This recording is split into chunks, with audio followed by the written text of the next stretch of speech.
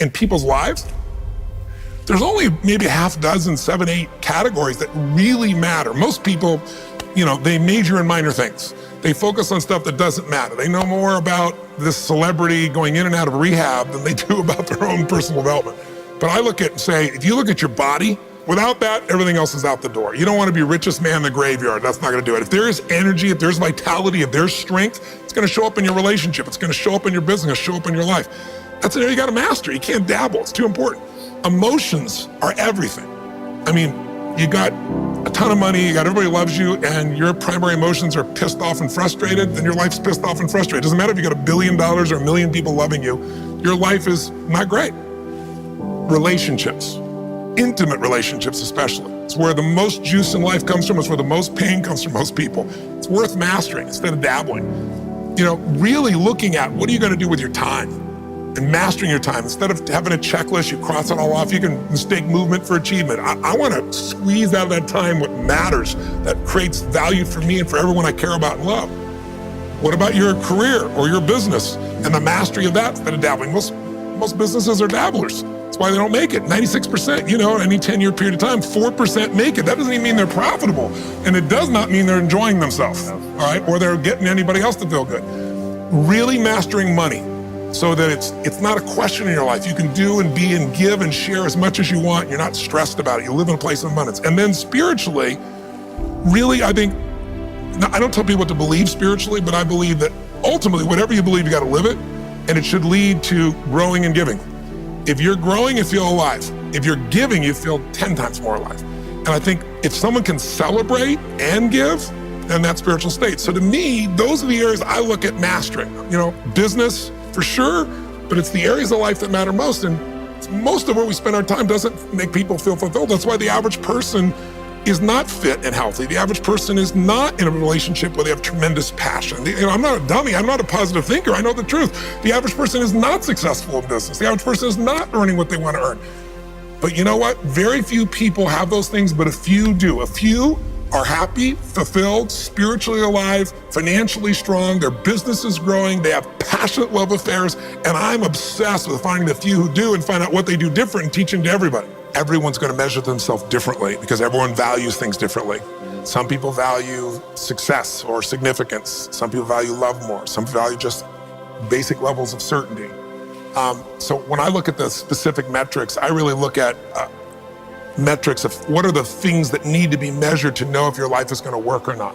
So I look at it as our whole lives are guided moment to moment by the state we're in. Learning how to change your state, not bullshit, not fake, but to go from pissed off, frustrated, freaked out to back in your center, or creative, or determined, or something that's going to move you forward. It's going to create a better quality of life for you and others. That's a critical skill set. So moment to moment, our life's controlled by our states. Yep. If you're in an angry state, you're going to respond differently than if you're feeling playful. But what controls those states long term is your model of the world, your worldview. And I look at that as having, as a metric, 3 things that I look at. I look to see first, what are the targets you're after? The target is, everyone has different goals and dreams and desires. But as I traveled around the world to 100 countries, I started going, holy shit, I'm seeing the same problems. What's underneath it? I began to see that there are these same 6 human needs that we all have, the same needs. We all have a need for certainty, that we can avoid pain and we can have some pleasure, some comfort. We all need uncertainty. We need variety, or we feel dead inside. If you're totally certain, you're bored. If you have total variety, you're like freak out. And it's not a balance. It's learning which of these you need more as a person. Everyone's developed a different set of values in that area. The need for significance, to feel unique, special, important, the need to feel loved, the need to grow, and the need to contribute.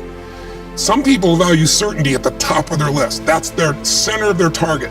I don't want to do anything unless I know it's going to work. I don't want to do anything unless it's the same. If you change anything, they freak out. If certainty is the number 1 thing on your list, everyone has the same needs, but if it's number 1, I know how your life's going to be. I can predict the direction of your life and therefore the destination to some extent. If you're driven by love first, you want certainty too, but love is higher, you're going to behave very differently than if you're driven by significance. I have to be the one. So I look to see which of those needs are the top 2 on your list because they control your life. Yep. The 2 that most people have, 90% of the planet, if you said, of all these needs, which one do you really focus on most day to day? Everybody wants love. What do you focus on? Most people focus on being significant. We live in a Facebook world where people fake their life, put new filters, make it look different than it really is, tell stories that, are totally full of it to make themselves look good. Because we live in this kind of false world where significance is more important than love. And it separates us. And the other one that we see most often is certainty. People want to be certain before they can do something. You couldn't have started a business like you had if you were absolutely certain before you started. You can never build a business with that. You can never build a great relationship, because if it's based on certainty, then everybody's got to stay the same and never change, which means you're never going to grow, which means you're going to be miserable. Right. So my metrics are, I want to find out what's driving you. And I want to see, is it healthy or unhealthy? You can have two people be driven by significance, though, and do it with a different set of rules. That's the second piece I measure. The beliefs or rules of how to fulfill that target. But I want to be more clear about something. An extraordinary life is life on your terms, and there's two parts. Part one to have an extraordinary life is mastering the skill of the science of achievement. How do I take what I envision and make it real? And how do I do that quicker, faster, better, easier? The ability to manifest what you come up with and make it real, like you've done with your company, yes, that's a skill set. I spend an unbelievable amount of time helping people do it faster, quicker, better, showing them the shortcuts, teaching them the strategies, modeling what works so you can save yourself a decade. But I would submit to you that having done this for 38 years with, 50 million people at this stage, I can tell you that the science of achievement, there are a lot of people that are damn good at that, and they still don't have an extraordinary life. They have an extraordinary life. You see it as extraordinary, but I get the phone call from the multi-billionaire who tells me he wants to do this thing on his business, but what he really find out is he's miserable as hell, and he's hoping somehow I'm going to rub off on him on that side too. Right. And so I give him what he asked for, the change in his business, but I also give him what he needs, which is the change inside of him. So the second skill is the art of fulfillment. If you want an extraordinary life, you can't just achieve, you got to be fulfilled. As simplistic as that sounds, but it's an art. It's not a science. Sure. It's a science to making money, come on. Any age, any color, any background, any gender, if you do these things, you'll have an abundance of money. You do these things, you're gonna have too much month at the end of the money. You're gonna have financial stress, right? Body. Everyone's biochemically different, but you and I both know there's fundamental rules, laws. There's a science to the body. You violate that science, you're gonna have disease, you're gonna have low energy. You align with that, you're gonna have an abundance of energy. It's gonna affect everything in your life. It's a science. Fulfillment's not like that. Fulfillment is as different as our human beings. You wanna know what God or the universe likes? Look at the jungle, look at the forest. Right. It's diverse, right?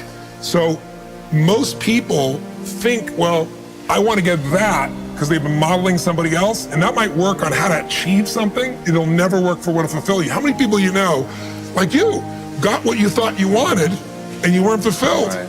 And that, I always tell people, success without fulfillment is the ultimate failure. The ultimate failure, because if you go at something and you fail and you're an achiever, you don't fail. You go, I learned something, I'll just try something else. Right. I'm gonna still get there. But when you succeed and you're not happy.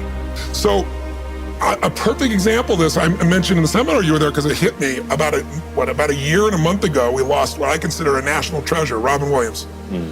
And I asked people, how many of you love Robin Williams? Everybody raising their hand all around the world, right? He made people laugh, people were touched by him. So how good was he at the science of achievement? I mean, he wanted to be a great comedian, make the whole world laugh, he did. He wanted to have his own TV show, he did. He wanted the #1 show, he did it. He wanted to make movies, he did. He wanted to have an Academy Award for not being funny. Dramatic, and he did it, right? He did it, yeah. He said he wanted a beautiful family. He achieved everything, and he hung himself. That's crazy. And I know recently someone's saying, well, he had dementia, he had drug abuse, he had alcohol abuse most of his life because he made everybody happy but whom? Himself. That's the ultimate failure. So if I had no other message to offer your viewers, and you let me give it to them right now, I'll tell you what I believe. I believe our lives are controlled by one force, decisions.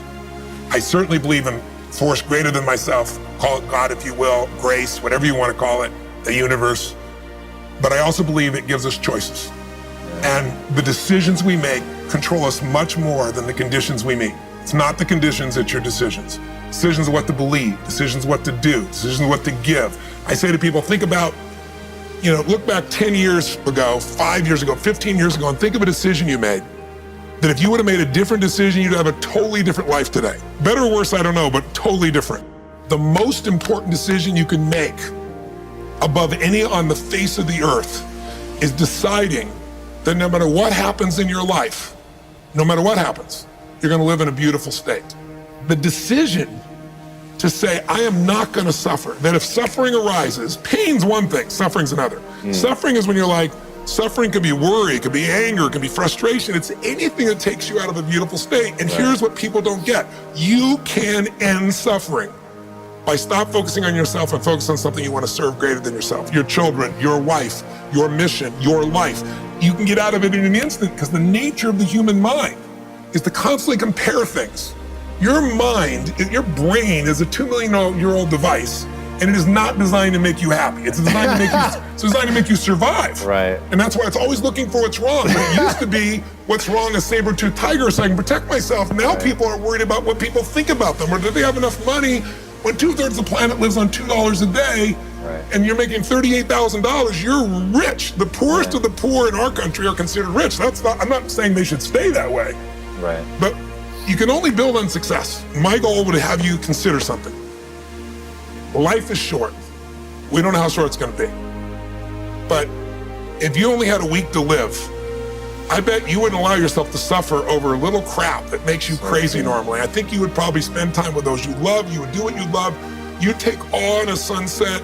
You'd smell the air. You would take in everything in those final moments that you possibly do. So my thing is, why wait? Right. Why wait? Why not just decide that if I start to suffer, I know the solution, because suffering is me obsessing about me. You might say, it's not me, I'm worried about my kids because they're not doing well. No, you're worried that you haven't done enough for your kids. It's about you still, right? Yes. You know, you're worried about what was done or what you should have done or what shouldn't have done. And you can end that in an instant by becoming aware of it and saying, I have made the most important decision of all. Right. I'm gonna live in a beautiful state. Because here's what's gonna happen. Anybody watching, you may lose a family member, you probably will. Somebody may get cancer.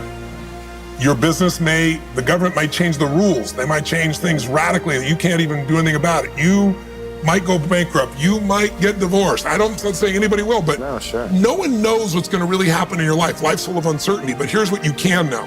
You can decide that what happens, you could have a great time. If somebody like Viktor Frankl can be locked up in Auschwitz and come out of that and experience finding joy in the middle of Auschwitz, then human beings have a capacity they've undersold themselves on. We think that the outside world determines how we feel. If people have to behave a certain way, if your husband or your wife or your kids or your coworkers or whoever, your boss, has to behave a certain way for you to be happy, and if they don't, you're unhappy, then you're always gonna be unhappy, because the more people around you, the more they're gonna change that, because they're all human, right? My invitation is, as great as it is to achieve, more important to enjoy. Right. And if you can enjoy every moment in that state, when you're feeling loving and playful and passionate and curious and awe, you treat other people 100 times better than when you're feeling frustrated, pissed off, overwhelmed, worried, stressed, or feeling sorry for yourself. Right. You're gonna be a better parent, you're gonna be a better lover, you're gonna be a better business person, you're gonna have a better life. So my soliloquy is, decide. Decide today and actually say, what if I cut it off? What if I said, I'm not willing to settle and I'm just gonna live in a beautiful state? Doesn't mean you won't feel bad, it doesn't mean you won't stay there. You instantly change. But what the hell is success? It's hitting an expectation. And I always tell people, man, trade your expectations for appreciation, and it's a whole new world instantly. If you can appreciate this moment, if you can't find ecstasy in this moment, in a conversation with a friend and looking in your wife's eyes, being with your children, going on a run, if you can't find ecstasy now, I'm here to tell you, more money, more people, more love, more business, more anything is not gonna give you more ecstasy. If you can't do it here now, you're not gonna do it there when you got more. So why not do it now and have a rich life right now? I tell people, money, that's one thing. Like having financial abundance, there's skills, that's a science. But wealth, it's a decision. It's like you can be wealthy right now. I live in Fiji a good portion of the time. There are these villagers there. They're the richest people I know. They're happy, they laugh, they love, they don't give a damn about the economics. Other people say they're poor. When I first went there, I was trying to do things for them. They're like, what are you talking about? I'm so happy. Wealthy people come over from the United States and they go travel around and try to figure out what to do, and they're gonna spend 9 years to do this and this and this so they can finally sit down and be happy. And the Fijian guy goes, why don't you sit on the beach right now, dude, and experience it? Why spend the 9 years? Why not have it now? That's my invitation.